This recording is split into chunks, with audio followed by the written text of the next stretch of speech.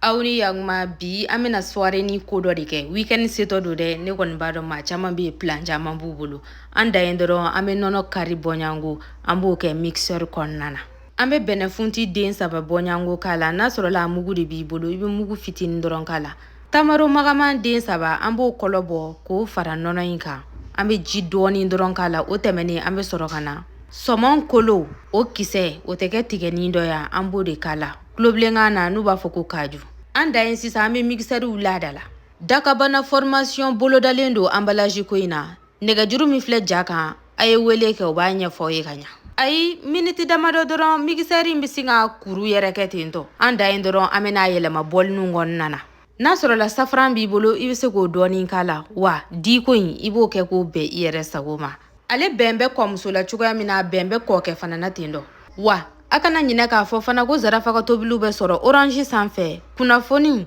37 saba fila kelen a ye wele kɛ fu ani falaki